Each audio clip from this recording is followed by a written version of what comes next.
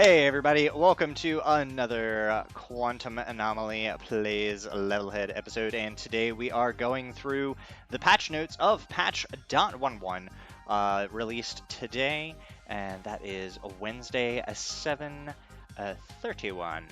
2019, or 19.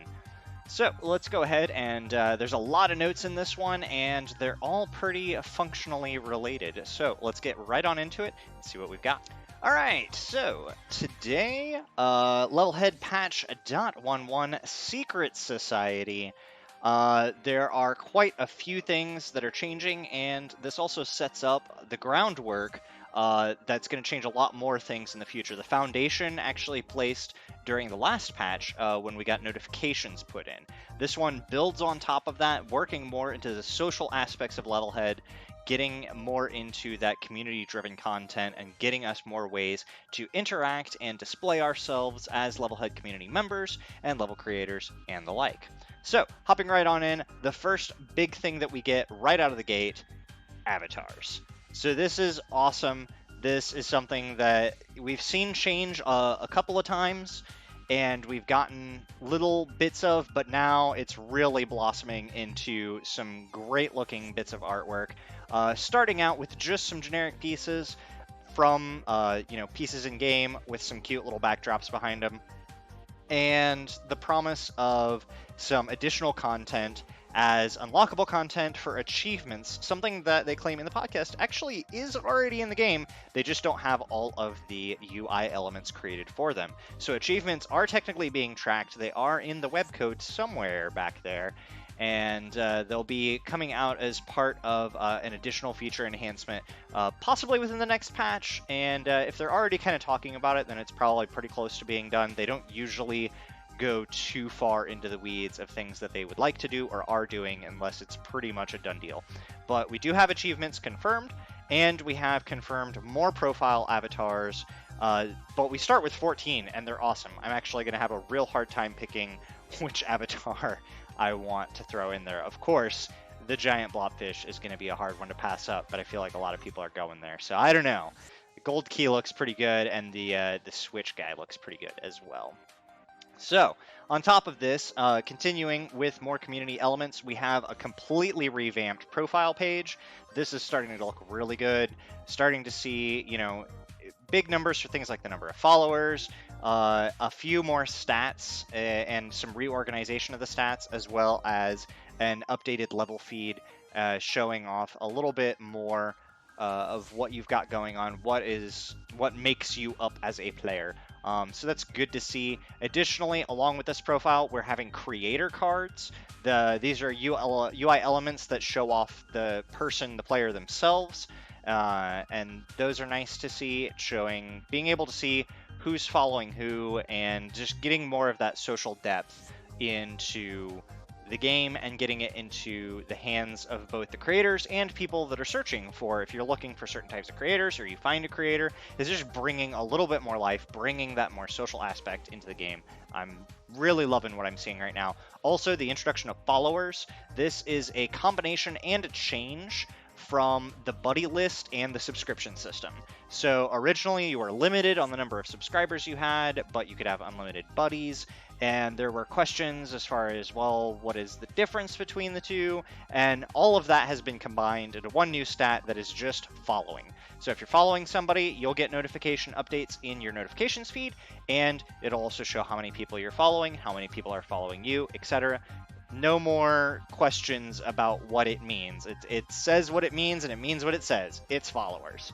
So I really like that. I think that's a good system to throw in, and they're also pretty much removing the cap as far as we can see on that. So that's pretty fun. I also am going to like to, giving a creator more stats to chase after, like I want more people following me, is going to be a cool way to, help drive some more of that, the lighter competition. Not necessarily like, followers means how worthy you are or anything, but it's just one of those things where it's like, you want to strive for any way that you can bump up your stats. You want to bump up those stats.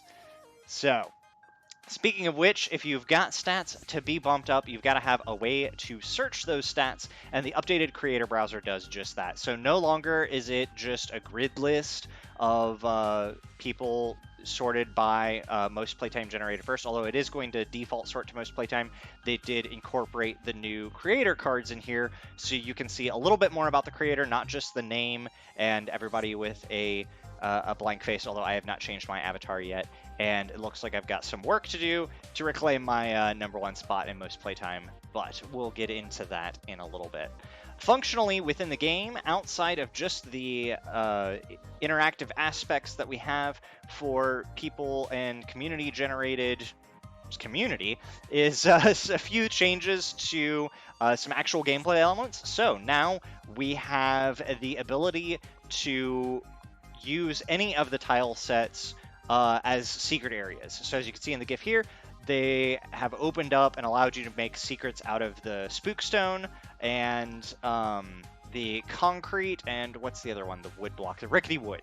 So now concrete is no longer a surefire guarantee that there's not a secret in that area, because any of them can have a secret with them. And on top of that, in addition to that, secrets now come with a new block called the Secret Eye, which allows you to hook a single block up to some switch logic to be able to reveal secret locations and enclosures. This is going to go a long way to drawing the curtain on some of those more thematic movie-style elements, as well as being able to possibly give players a hint at where a secret could be, and maybe give them a time trial or something to try to get in there before a door closes or some other element happens.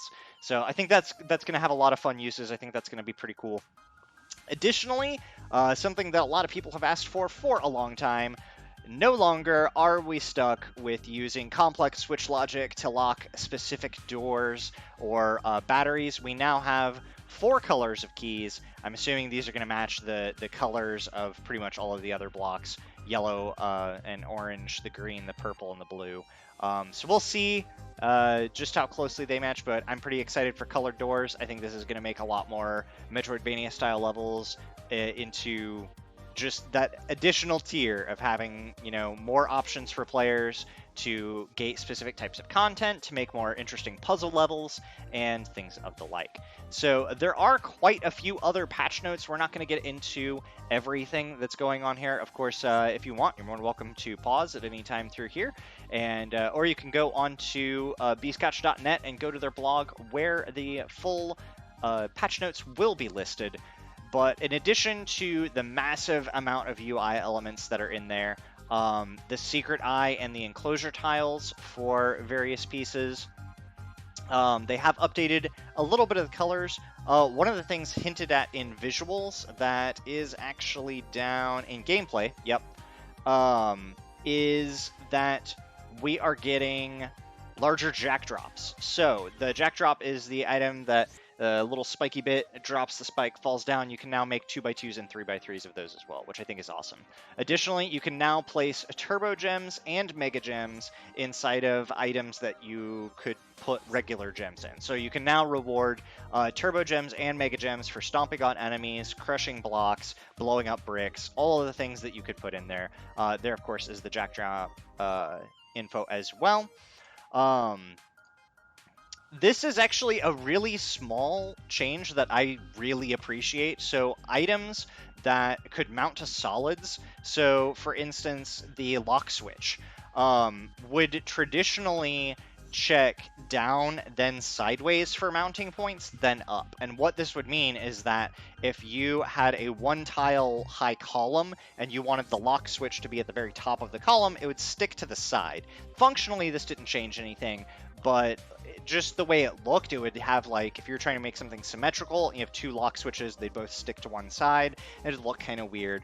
This has now been fixed so that they check with a bias of up, down, and then left, right. So that, so it's down, right, up, left was the old one. So now they are down, up, then sides. It doesn't actually say what the preference is to the sides just yet, but it should offer a little bit more ability for us to make some more symmetrical style levels, which I'm actually really excited about this. There's the lock switch thing. Although it didn't change anything functionally, visually bugged me in so many places. I redesigned several sections of levels just to prevent that from happening. We also got a ton of new words to the name Combobulator, all of which, and with the callouts in the patch notes as well. A few other changes to call out. There are now better rift checks that go through. So when a rift is looking for a destination rift, it's going to check and see if that rift is activated first. If it's closed, as in an inactive rift, then it'll check all other rifts for an open one before it selects a closed rift for a destination. So if all rifts are closed, it'll still randomly select a closed rift for the destination rift. But if you have an open one via switch logic, it'll check that first, which is going to open up a lot of really interesting opportunities for people to make creative levels where they're turning on and off specific rifts to send objects, items, or the player through. I think that's going to do some fun stuff. There's also some updated gameplay elements with enclosures in general. So if any part of an enemy is now sticking outside of an enclosure, the full enemy will be shown, and they're also doing some fade in and fade out with that instead of just the pop in and pop out, which was causing a little bit of, not necessarily screen tearing, but it was just a little bit jarring. So that's really good to see. A couple of audio elements just to keep things from getting horrific and chaotic, which is really good. Let's see. There's also quite a few adjustments that happen on respawn, just checks that happen on respawn. Enemy location, item location, package location, switch state, things like that are still getting cleaned up. Some of these were bugs, and some of them were just felt wrong. So all of that's been slightly revamped, and things are getting picked up and improved on checkpoints as well. The checkpoint system has come quite a long way since the initial alpha and even the initial early access release. Things that happen on checkpoint saves are a lot more consistent now, so I'm pretty happy with that. A few updates in here actually apply to in-between versions of the patch. So there are, of course, the patch that we had 2 weeks ago and the patch that we have right now, so that's .10 and .11. However, there are a lot of sub-patches that happen between them, and some of these notes apply to issues that were within a sub-patch that are no longer issues within the game, but those are included as well, because shout-outs to the people that are in here testing the beta builds, which you can opt into. Instructions for that are in the Bscotch Discord at discord.gg/bscotch. So if you want to join into that, I believe you'd also just be kind of standard Steam beta requirements as well. So if you want to get in and help playtest the in-between patches and get yourself called out on some in-betweens, then feel free to do that there. Participate in the community, get called out in the patch notes. Hyperlinks, of course, go to people's profiles directly. So really fun stuff there. A few other editor enhancements. There were some adjustments made for objects that were 2x2s and 3x3s on paths. Mostly 2x2s, trying to attach to the wrong path. If there were paths that crossed ways on a restart, it might lock onto the wrong path. That's been fixed, which is really good. And then, last but not least, there are a few web elements here that, of course, are going to not scroll past my page. But they are mostly just the web elements of being able to bookmark things. Text and notifications for shoes and crown stealing was reversed, so people are getting a little confused by that. That's been taken up. And there is one final update. The versioning updated the level save files so they won't Y2K and cause a stack overflow on patch 1.1 or .11. And when the game reaches 1.0, there was a chance that it would stack overflow and crash the game. That's exactly what you want on a full release outside of leaving early access. So overall, I think the patches are really good. I think that, like I said, this is setting up the foundation for additional enhancements that are about to come down the line. And just building in these systems to allow more player interactions is going to go a long way towards not just building the community, but sustaining that community and allowing for deeper interactions generated by users themselves to interact with each other instead of just interacting in through the game. So I think a lot of the things, tipping that's been put in lately, and the notifications for tips, seeing how much people tip, you can see how generous people are. And I think that's going to be all these little tiny pieces that at first seem kind of minuscule, but as they add up, they build a much more powerful and robust system of community engagement that I think is really going to be a very strong focus on LevelHead for the next few weeks, at least until we can get a lot of these systems in and implemented, work the kinks out of them, and then we can possibly switch back. We've gotten a lot of content-heavy pieces for LevelHead for a long time, and I think it's a good time to kind of take that step back and see just how the game runs with the content that's in it and work on these other features that we want to integrate to give that social experience, to give that more depth to the experience other than just playing through the levels. You want to start building a community, fostering the community, and taking care of that community, and having the community take care of each other. I think that's a large part of it too. And so it's really exciting to see them start implementing some of these ideas into the game. So with that, that is the patch note review portion, and we're going to go ahead and jump straight in to playing a few levels. The Spooky Shrine Quest by Kamemu. I heard something tick. There is also a gem counter over there, so gem's going to be an important thing. Hopefully this is a little bit more chill. Oh, whoa, whoa, hello. Oh, double hello. I was just going to kill him here. Awesome. Power up. I like that as a way to get the power up. A little bit puzzly. See, now I want to go down and to the left. I'm at the beginning of the level, so might as well, right? I don't know if we're going to have enough speed to get back up. Nah, I don't trust it. Alright, we check right. There's a checkpoint there. Whoa. There are flipwits down there. Or there was. Oh, nope, they're both on the same spot.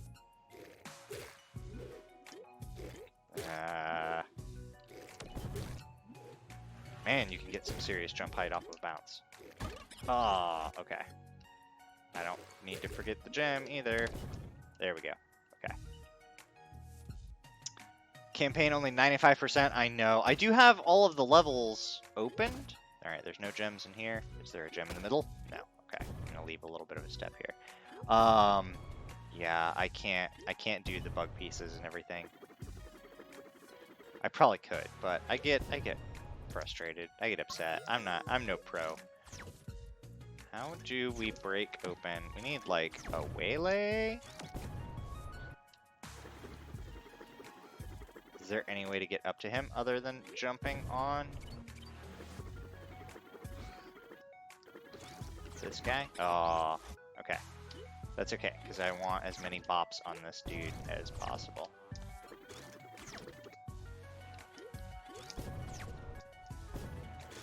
Swoop-a-doop, you're killing me, bro. Literally. Literally killing me. Alright. I need him to be a little bit higher up. Right. Got it! Yeah! Woo! Woo! I'm taking moderately easy level requests. I'm looking at kind of a bit of a chill stream tonight. Guthron's official ship of you and Killer Ons was the Killer. Okay, got it.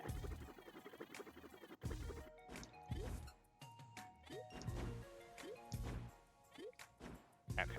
Oh, no, I want to get this. Okay. Should be okay. Blobfish Village lived in peace until... Oh, no, I didn't save! Oh, that's what I get for looking at chat. No, I lie. Chat's awesome. This is what I get for not. I think it was the new... Wasn't it the new streamer that came up yesterday, day before? And y'all sent him on... The Super Mario Maker streamer. Y'all sent him on his way through some of the hardest levels.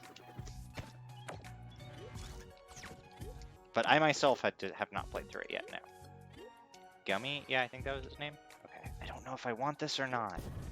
I need it to get the package, but I also need a checkpoint. There's one underneath me, isn't there? Yeah, there's one over in this little center island thing. Okay. Hopefully, I didn't just hose myself by doing that. Oh, I didn't watch the whole stream. I only caught a few bits and pieces. Oh, of course, there's a checkpoint right here. Is that the end of the level too? Am I overcompensating things here? 14 gems left. Oh. Okay. Okay. I'm game for a little bit of enemy fighting down there. I saw stuff on the signs. I wasn't sure if that's what it meant. So shark. Popjaw, rather.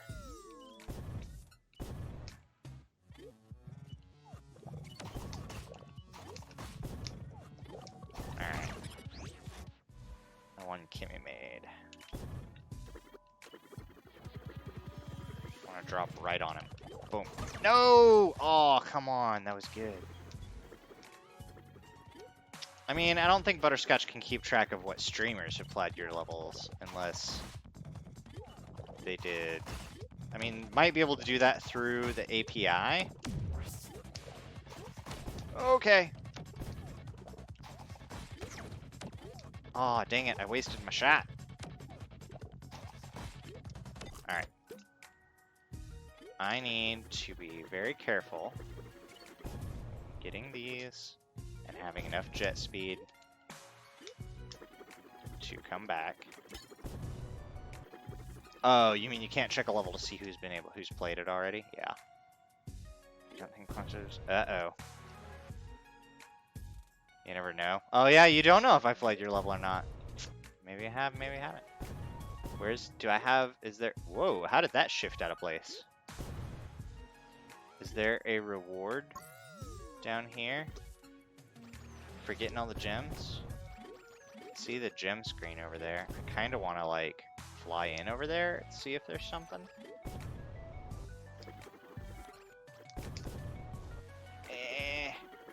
Gotta keep run speed. Oh, I lost it. Dang it. I was able, that's kind of interesting. I didn't know you could keep run speed through the like falling animation. Yeah, there is stuff in here. I knew it. I knew it. Alright.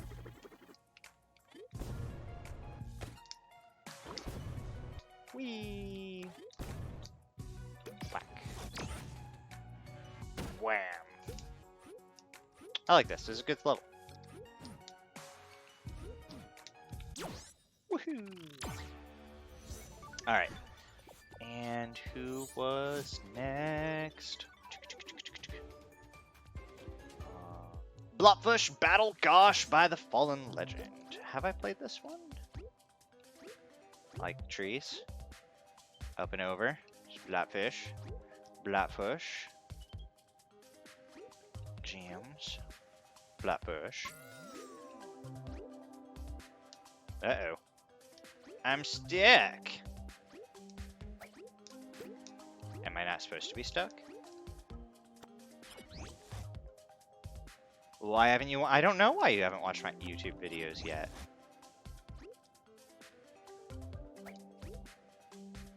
Okay. No. Package up there.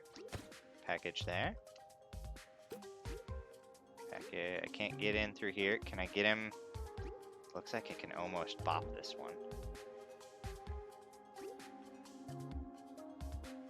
Package on the green arrow. Can I get?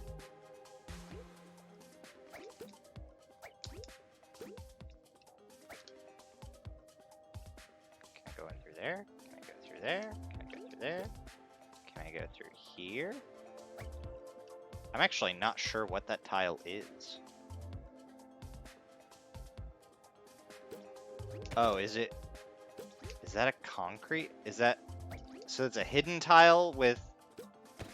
Okay. Okay. Alright. Whoa! Whoa, this is dangerous. This is dangerous. Get out of there. Okay. I want to save missiles for now. Okay. Got one. All of them jump at once. Okay. Oh, hey, now that's dangerous! Like Darkwing Duck dangerous, man. There's a bomb down there, too, I kind of want.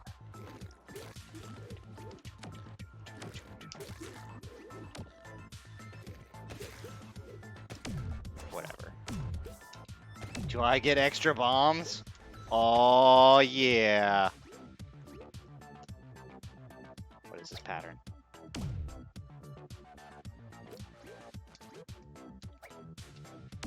Oh.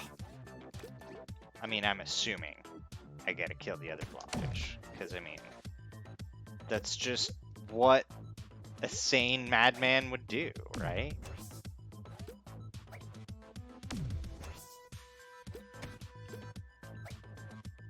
Don't kill the blobfish. Is it gonna wreck me if I kill him? Oh. It is gonna wreck me.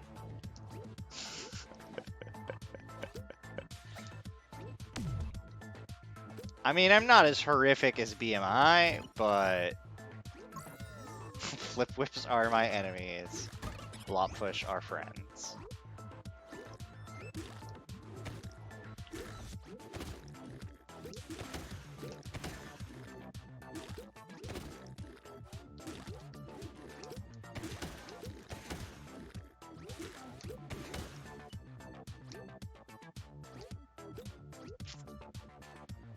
I was gonna say that usually only happens in your levels. I don't know. I don't know how much I agree about blobfish friends.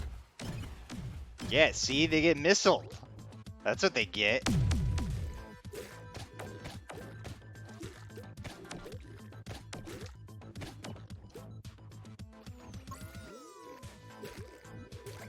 But, I mean, flip whips are also enemies. There is stuff happening up there. Oh, the flip whips are the ones that shot the missiles?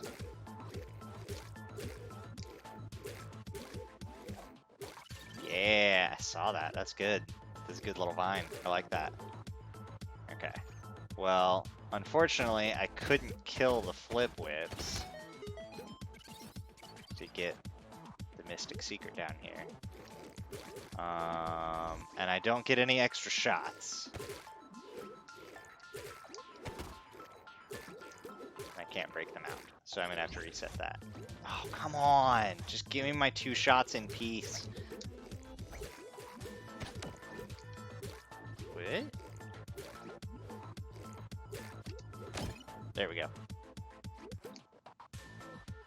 That's what you're telling me, being able to stand on the package and... Well, you know what? Go back. I can go back. Sweet. I can't get over this one, so that's okay.